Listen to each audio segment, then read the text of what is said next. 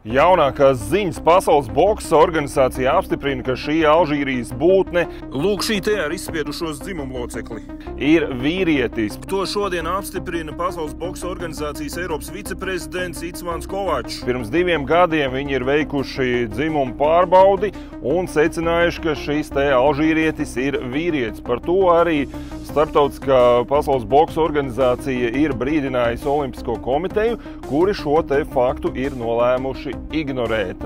Skatoties, kāda bija atklāšana ar šiem te transvestītiem, ir tagad saprotams, kas šeit notiek. Paskatieties uz Makronu, kā viņš skatās uz šo alžīrieti. Tātad olimpiāde speciāli neņēma vērā Pasaules boksa organizācijas brīdinājumu par to, ka šim te sportistei no Alžīrijas, kā viņi mēģina pasniegt, ir veikts tests un ir atklāts jau pirms 2 gadiem, ka tas ir vīrietis. Kām tas vēl nav acīm redzams?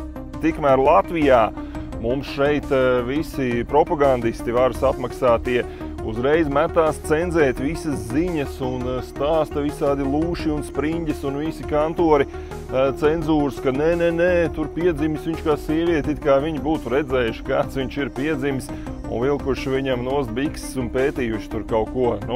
Tātad dots ir uzdevums.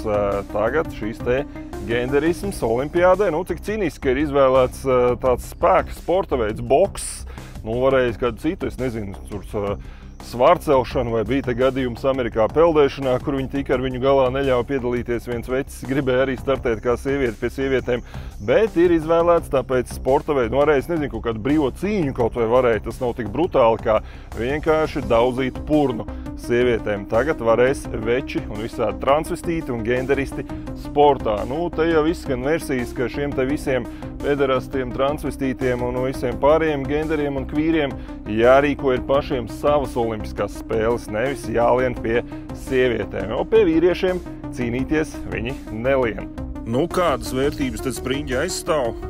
Mani sauc Rudolfs Brēmanis, pievienojieties šim te profilam, ļoti sekosim līdzi visiem propagandas cenzūras kantoriem Latvijā, kas mēģina šo te ziņu izmainīt un slēpt.